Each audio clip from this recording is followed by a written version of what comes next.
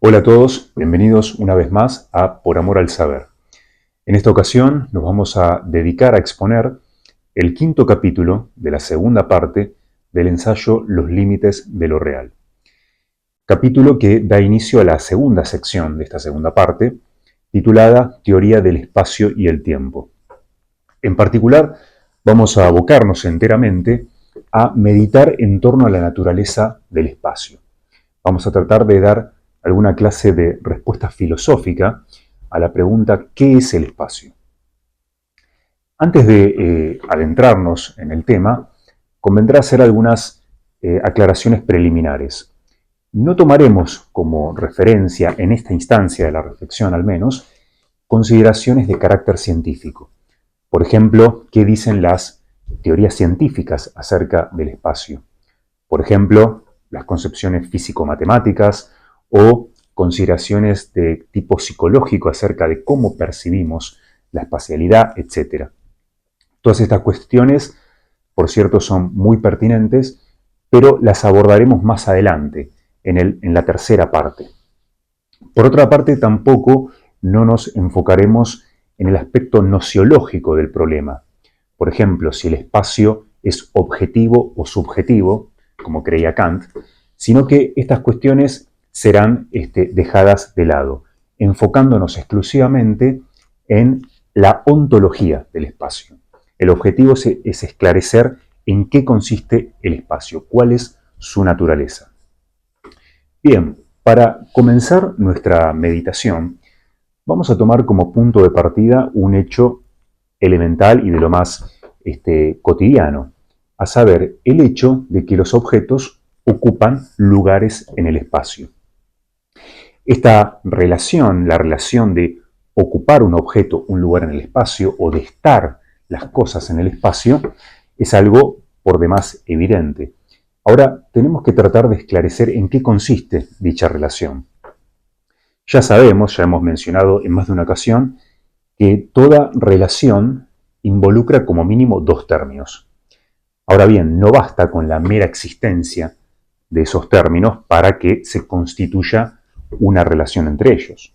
Por ejemplo, no basta con la existencia de esta mesa y la existencia de este fibrón para que exista entre ambos entes una relación, sino que la relación tiene una entidad por sí misma, una realidad que se sobreañade a los términos involucrados en ella. Así pues, algo similar tendrá que ocurrir entre el objeto y el lugar que éste ocupa. Bien, algo que se podría plantear es que entre el objeto y el lugar ocupado por él se da una relación de coexistencia, podríamos pensar. Sin embargo, esta interpretación no es demasiado apropiada, por una razón muy elemental, y es que la misma noción de coexistencia en realidad ya presupone al espacio. Cuando decimos que dos entes, A y B, por ejemplo, coexisten, lo que estamos dando a entender es que existen en un mismo lugar. Por esta misma razón, carecería de sentido decir que este fibrón y su lugar coexisten, ya que equivaldría a decir que este fibrón y el lugar ocupado por él están en el mismo lugar, lo cual es absurdo. Así pues, tendremos que desechar esta caracterización en términos de coexistencia. Por otra parte, podríamos esbozar otra interpretación desde un punto de vista más abstracto, más lógico. Podríamos decir que la relación de los objetos con el espacio presupone una implicación de tipo lógico. Es decir, la existencia de un objeto implica la existencia de un espacio ocupado por él. No así a la inversa, ¿no? De hecho, podemos concebir un espacio vacío, lugares que no están siendo ocupados por objeto alguno. En cambio, los objetos necesariamente tenemos que representarlos en algún espacio en particular. Esto ya fue señalado por Kant en su momento, en su famosa estética trascendental, ¿no? Es decir, podemos concebir un espacio vacío, carente de todo objeto, pero los objetos necesariamente tenemos que concebirlos en un espacio determinado. Claramente podría llegar a objetarse que la idea de un espacio vacío es cuestionable, ¿no? Y de hecho, bueno, para las teorías físicas contemporáneas, la idea de un espacio vacío es más bien una abstracción. El espacio siempre estaría pleno de entidades físicas, sean partículas, ondas, campos, etc. Pero, como dijimos al principio, dejaremos de lado las cuestiones meramente fácticas registradas por las ciencias y trataremos de enfocarnos en la cuestión más ontológica. El vacío quizás no exista de hecho, pero no deja de ser una posibilidad teórica. Podemos concebir nuevamente un espacio que carezca de objetos. Sin embargo, parecería, al menos si nos basamos en este supuesto, en esta intuición que estamos planteando de forma a priorística, parecería que los objetos no pueden darse al margen del espacio. Bien, esta caracterización nos permite avanzar un poco más, pero tampoco nos permite esclarecer del todo la relación de los objetos con el espacio. Otra interpretación que podríamos dar es que los objetos, al entrar en relación con el espacio, por así decirlo, se tornan espaciales, adquieren espacialidad. Es decir, adquieren el modo de ser propio del espacio.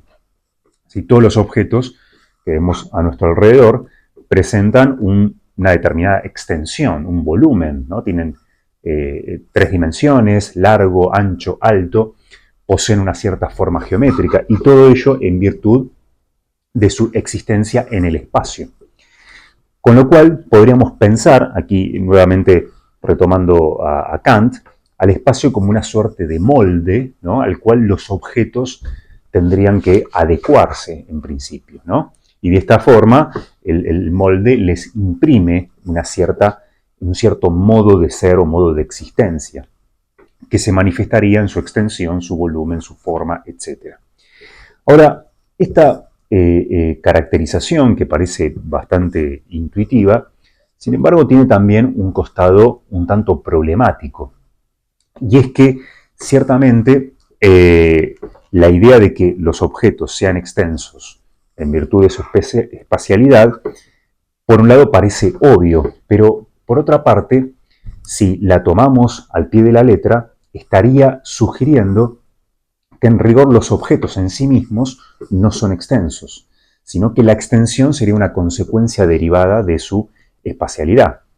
De esta manera, si tuviésemos, por ejemplo, un objeto con forma cúbica, imaginemos un bloque de hierro, sería incorrecto decir que ese bloque en sí mismo tiene una cierta extensión, magnitud, una forma, sino que en realidad dichas características provendrían de su relación con el espacio, pero no serían intrínsecas al objeto en sí mismo. Para el sentido común, los objetos ya tienen de por sí una extensión. Se trata de una característica que les es propia. Y por otra parte estaría la extensión del espacio mismo. Pero si consideramos que en realidad la extensión es una consecuencia derivada del ser espacial de los objetos, entonces sería incorrecto atribuirles una determinada extensión o una determinada forma. Tendríamos que decir no que el cubo de hierro ocupa un lugar en el espacio, sino que la esencia hierro o el cúmulo de cualidades que constituyen el hierro es la que en dicha instancia particular adquiere una cierta forma y una cierta extensión.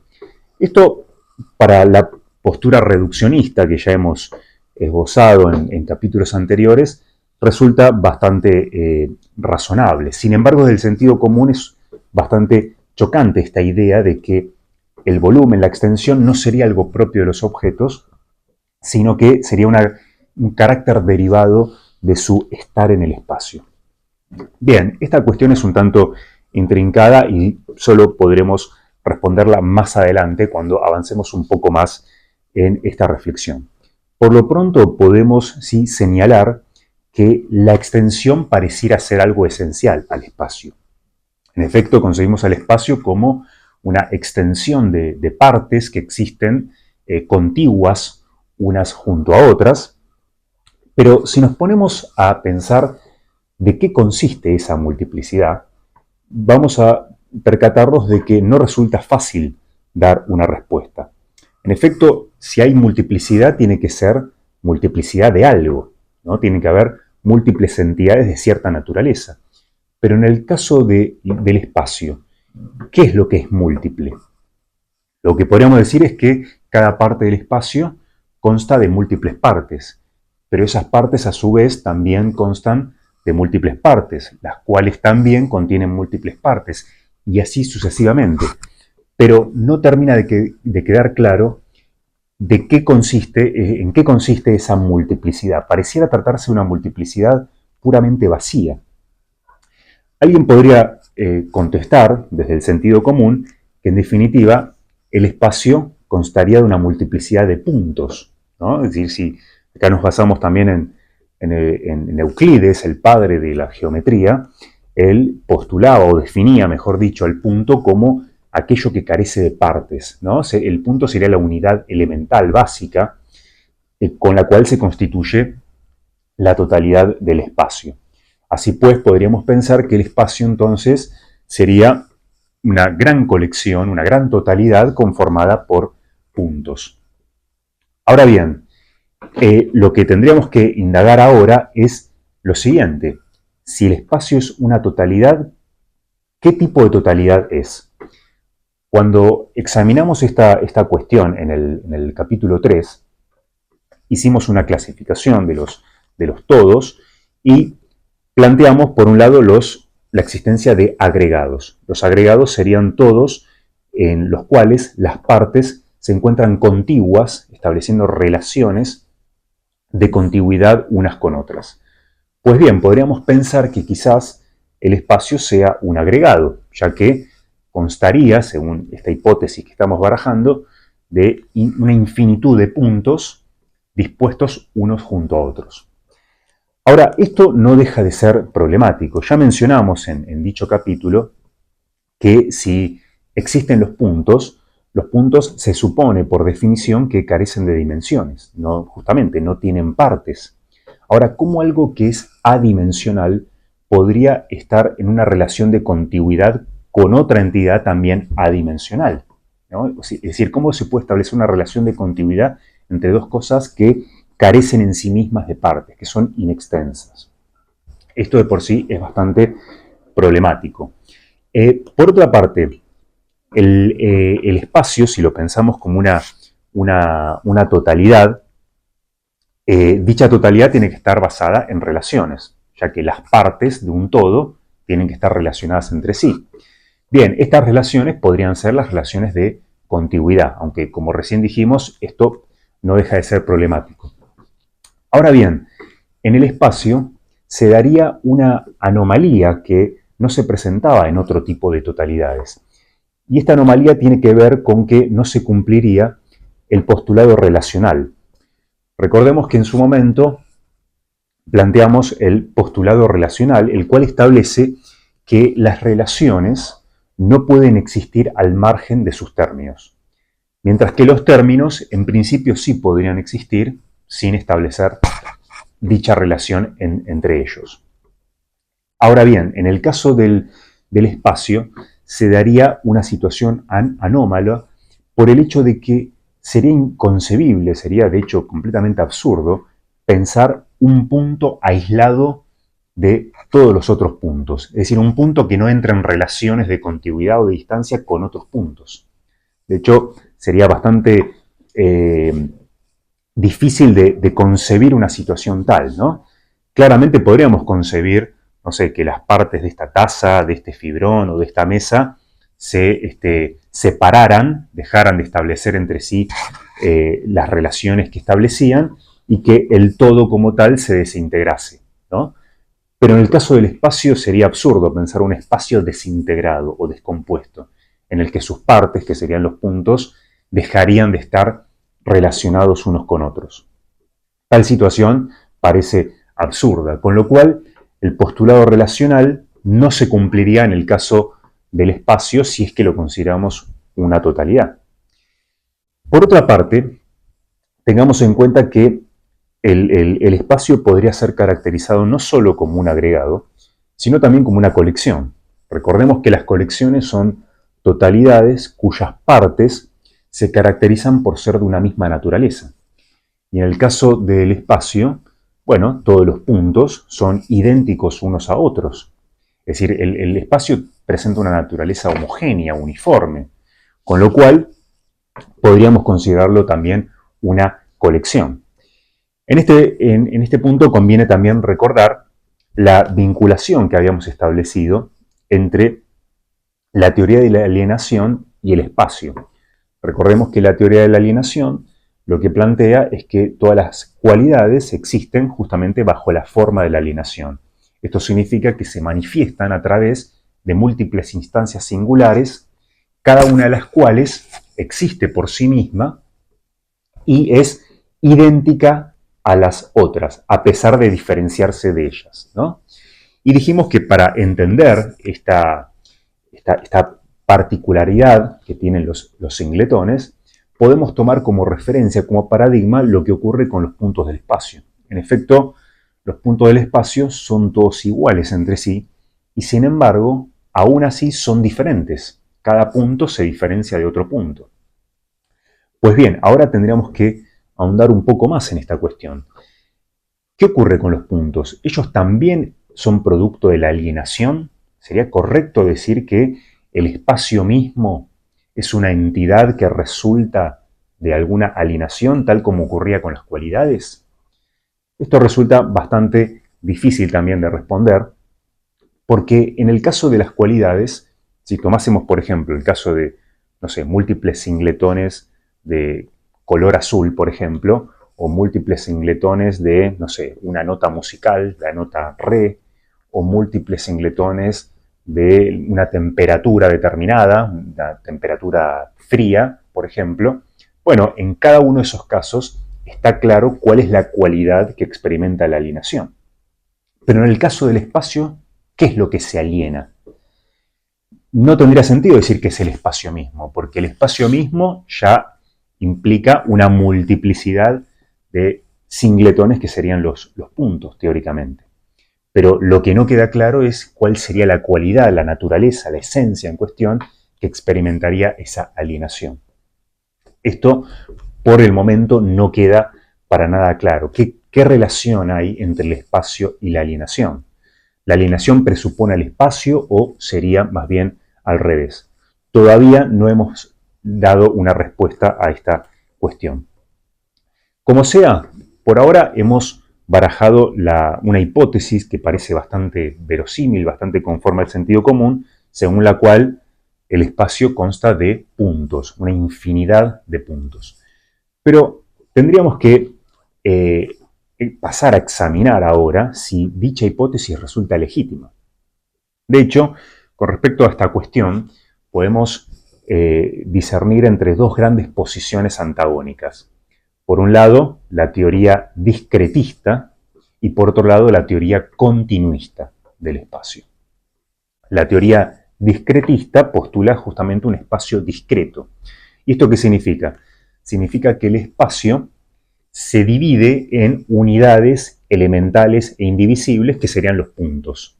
Es decir, el espacio se puede dividir en partes cada vez más pequeñas, pero esas divisiones tienen un límite, que sería el punto. El punto sería la magnitud más pequeña, la cual ya no podría ser susceptible de ulteriores divisiones. Por otra parte, tenemos la concepción continuista del espacio, la cual justamente concibe el espacio como un continuo, es decir, como una magnitud que es infinitamente divisible. El espacio se puede dividir en cada vez más y más y más partes de forma completamente ilimitada. Es decir, para el continuismo los puntos no son más que ficciones. Mientras que para su hipótesis rival, para los defensores de un espacio discreto, los puntos serían ontológicamente reales. Bien, tenemos que analizar estas dos posiciones y ver cuál de las dos resulta más legítima. ¿Sí? ¿Existen los puntos del espacio? ¿O no existen? ¿O en qué sentido los podemos interpretar como reales? Bueno, esa es la pregunta que tenemos que hacernos en un primer lugar. Bien, lo primero que podemos señalar es que ciertamente si tomamos una determinada medida del espacio, sea una longitud, una superficie, un volumen, claramente la misma puede ser dividida en partes cada vez más y más pequeñas. Podemos concebir que la dividimos en 10, 100, 1000, millones, miles de millones de partes y resultaría más bien arbitrario decir que esa secuencia de divisiones ha de tener un límite irreductible e indivisible. En principio, una extensión cualquiera del espacio podría ser dividida, fraccionada de indefinidas maneras. Ahora, si tomamos en cuenta las investigaciones empíricas de la ciencia, lo que nos vendrían a sugerir es que el universo, al parecer, no se reproduce de idéntica manera a toda escala, ¿no? Al modo de un fractal, ¿no? O sea, no es que a niveles submicroscópicos el universo, la realidad está estructurada de la misma manera, ¿no? Si bien, bueno, el átomo en su momento fue caracterizado como una especie de sistema planetario en miniatura, esto no es más que una metáfora, en un sentido estricto no es así, no hay motivos para considerar que las partículas elementales contengan dentro de sí universos enteros, ni nada por el estilo. Con lo cual, no sería del todo inverosímil suponer que quizás haya una unidad mínima de espacio. Pero lo cierto es que, como aclaramos al principio, nuestra reflexión no está basada en consideraciones de orden científico, con lo cual este argumento no es concluyente. Sin embargo, lo podemos considerar como algo verosímil. Quizás exista una unidad mínima de espacio a la que podríamos llamar el punto, ¿no? Pues bien, analicemos esta hipótesis. Supongamos que el espacio es discreto y que está constituido por unidades elementales que son los puntos. Bien, ¿cuáles serían las consecuencias que se derivan de esta hipótesis fundamental? Bueno, si asumimos que los puntos son reales, que el espacio no es infinitamente divisible, sino que hay un término a la secuencia de divisiones que podamos hacer, entonces de esto se sigue que cualquier extensión de espacio que tomemos de forma arbitraria necesariamente deberá contener un número entero de puntos. Dicho número será ingente, extraordinariamente alto, pero será un número entero. Esto suena bastante extraño, ¿no? Pensar que tomamos una longitud, un segmento cualquiera, y pensar que el mismo está constituido por un número entero de puntos. Claro está, sería imposible en la práctica determinar la existencia y el número de esos puntos. Pero según esta hipótesis de un espacio discreto, tendríamos que admitir esta consecuencia. Ahora bien, si esto es así, entonces también debemos reconocer que no es posible hacer cualquier división. Si una determinada extensión consta de un número determinado de puntos, bueno, dicha extensión no podrá ser dividida de indefinidas maneras, sino que habrá ciertas divisiones que son posibles y otras que no lo son. Tomemos un ejemplo bien simple para ilustrar esta idea. Supongamos una longitud muy pequeña constituida solo por 10 puntos. Bueno, en ese caso, dicha longitud podría ser dividida por 2, podría ser dividida a la mitad, ¿no? Y obtendríamos 5 puntos de un lado y del otro. Pero si la longitud en cuestión constara de 9 puntos, ya no sería posible dividirla por 2, ya que el resultado sería 4,5, ¿no? Y la idea de medio punto resulta absurda. Justamente como el punto es algo elemental e indivisible, no se puede fraccionar, de manera que siempre tendrá que haber un número entero de puntos. Bien, de esta manera, entonces, podemos pensar que hay ciertas divisiones que son factibles y otras que no. Claramente, esto parece bastante extraño y bastante contrario a nuestro sentido común y a nuestra experiencia cotidiana, ya que en la práctica podemos tomar una longitud, una superficie, un volumen cualquiera y dividirlo de incontables maneras sin que esto represente problema alguno.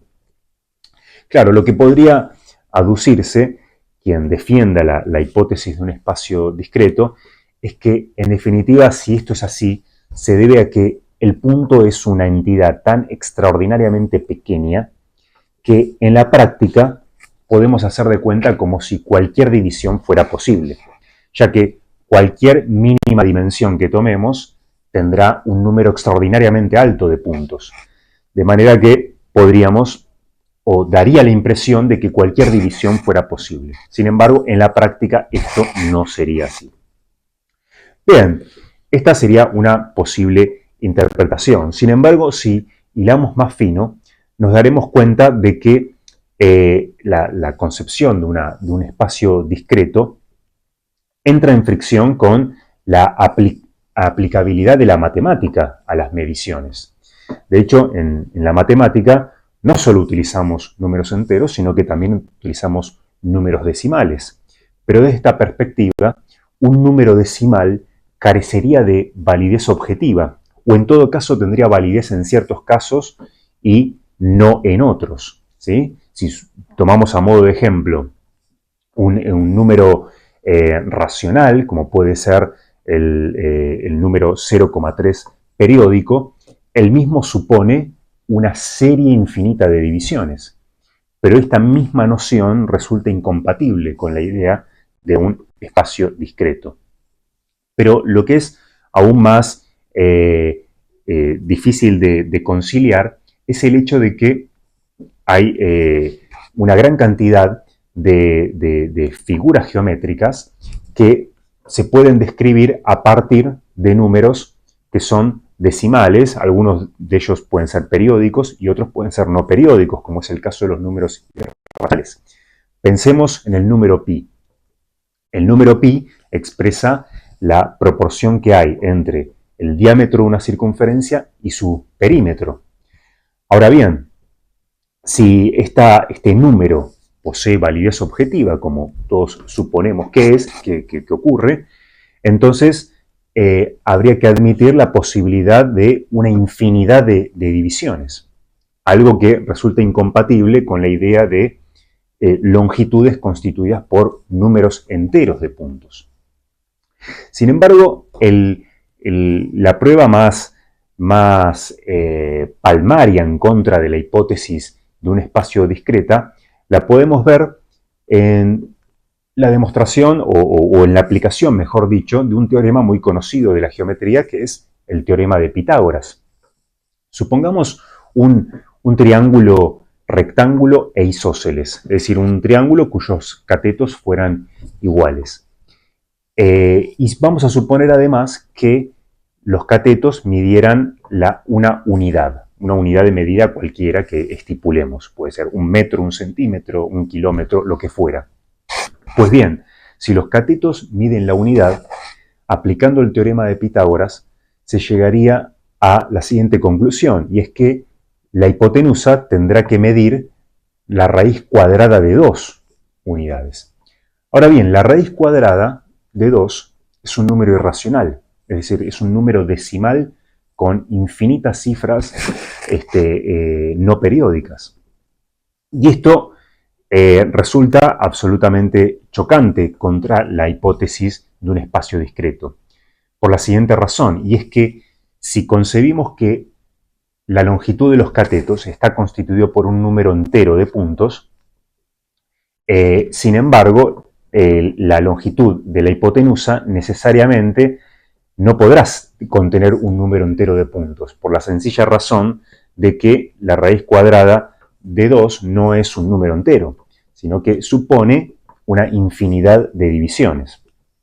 De esta forma, podemos llegar a la conclusión de que, en definitiva, la concepción de un espacio discreto, es decir, un espacio constituido por una multiplicidad infinita de puntos que existirían dispuestos uno junto a otro, como apiñados, como algo así como gránulos unos al lado de los otros, bueno, resulta completamente refutada, ¿no? Es decir, la mera aplicación de la matemática, las mediciones que efectuamos, resulta incompatible con la idea de unidades puntuales. De esta manera, podríamos pensar que, descartando la hipótesis del espacio discreto, quedaría validada la hipótesis rival, la concepción continuista del espacio. Pues bien, vamos a examinarla más a fondo. Según esta otra hipótesis, el espacio sería un continuo, es decir, una magnitud infinitamente divisible. De esta suerte no habría puntos, si por puntos entendemos unidades mínimas carentes de partes. El espacio en principio se puede seguir dividiendo en partes cada vez más y más y más y más pequeñas sin llegar a un término. Bien, en este caso, nótese que la concepción de un espacio continuo sí resulta perfectamente compatible con la aplicabilidad de los números decimales, tanto racionales como irracionales, ya que estos justamente presuponen la posibilidad de una secuencia infinita de divisiones. Ahora bien, sin embargo, por otra parte, la concepción de un espacio continuo parecería tornar más dificultosa la aplicación de números enteros, justamente todo lo contrario de lo que ocurría con el espacio discreto. Y esto por la siguiente razón, y es que los números enteros suponen cantidades delimitadas, ¿no? En las cuales hay un límite. Y sin embargo, justamente la concepción de un espacio continuo asume que no hay un límite a las divisiones, ¿no? Toda cantidad se puede dividir y subdividir una y otra vez. Tomemos a modo de ejemplo una cierta extensión continua comprendida entre los valores 1 y 2 de una recta numérica, ¿no? Que tomamos como referencia. Pues bien, esa cantidad es continua, se puede dividir infinitamente. Ahora supongamos que la vamos acotando, acercándonos a uno de los valores del extremo, por ejemplo, el valor 2, podemos ir acotando cada vez más esa extensión, pero nótese que nunca dicha extensión va a coincidir con el límite. Justamente, ¿por qué? Porque el espacio, según la hipótesis continuista, puede seguir siendo susceptible de divisiones cada vez más y más y más. De manera que no podemos llegar, ¿sí?, a una unidad mínima. Ahora bien, ¿cómo podríamos entender esto? ¿Cómo es posible que una determinada cantidad, ¿sí?, no pueda estar delimitada, sino que sea susceptible de divisiones sin fin? Bien, una manera de entender esto es haciendo la siguiente distinción. Cuando hablamos de infinitud, podemos entenderla de dos maneras distintas. Por un lado, está la infinitud en un sentido extrínseco. Y por otro lado, está la infinitud en un sentido intrínseco. La infinitud en sentido extrínseco es quizás la más conocida. Es aquel infinito que surge de la adición interminable de una cantidad finita a otra, ¿no? Tenemos una cantidad finita y a esta le añadimos otra, y luego otra, y luego otra, y luego otra. Bueno, esa secuencia interminable es lo que entendemos por infinito extrínseco, ¿no? Por ejemplo, se supone que el universo sería infinito en un sentido extrínseco. Sin embargo, hay otro tipo de infinitud, que es la infinitud intrínseca, que es una infinitud que no surge de una adición una tras otra de una cierta cantidad, sino que es la infinitud que hay en una misma cantidad finita. Si tomamos una extensión cualquiera de un determinado objeto que ocupa un determinado lugar en el espacio, bueno, dicha extensión se puede seguir dividiendo en partes cada vez más y más y más y más pequeñas sin llegar a un límite, ¿no? Que es justamente lo que plantea el continuismo. Pues bien, ahí lo que tenemos es una infinitud intrínseca, ¿sí? Y esta infinitud intrínseca lo que supone es que toda extensión en el espacio consta de una multiplicidad infinita de partes, ¿sí?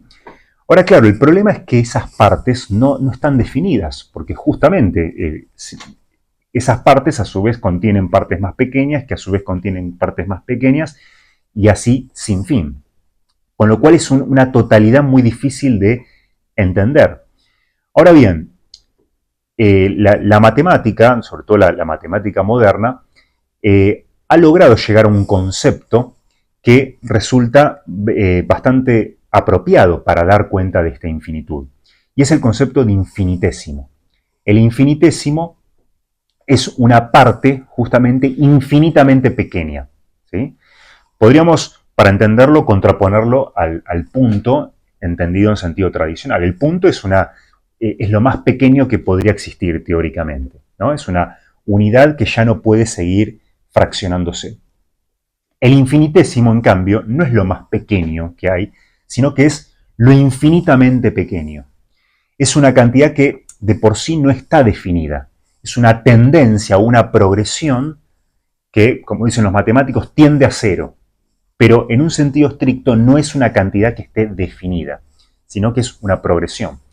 Pues bien, si lo entendemos así, podemos pensar que una extensión finita consta de una multiplicidad de partes infinitesimales. ¿Sí? Y de esa manera podemos, de alguna manera, retomar el concepto de punto y darle otra interpretación. Entender al punto no como una unidad indivisible, sino entenderlo como una cantidad infinitesimal. Es decir, más bien una especie de polo, ¿no? Hacia el cual las sucesivas divisiones se van acercando, pero sin llegar nunca justamente a ese polo ideal o teórico. ¿Sí? Bien, de esta forma podemos decir que utilizando este concepto del infinito intrínseco y de las cantidades infinitesimales, podemos hacer más inteligible la idea de un espacio continuo. ¿Sí? Bien, esta va a ser la hipótesis a la cual nos vamos a adherir, ¿sí? Mientras que la hipótesis del espacio discreto la dejaremos de lado.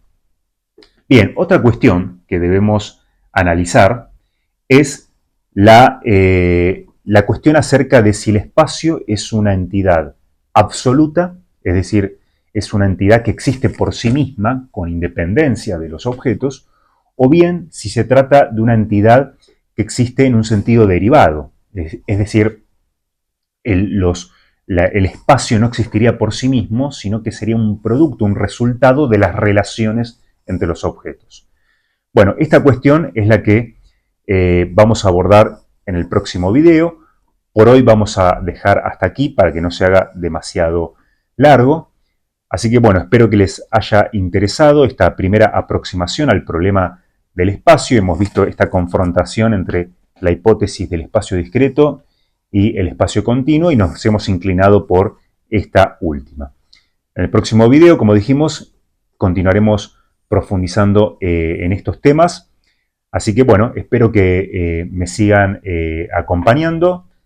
Pueden dejar sus comentarios y nos veremos en el próximo capítulo. Hasta la próxima.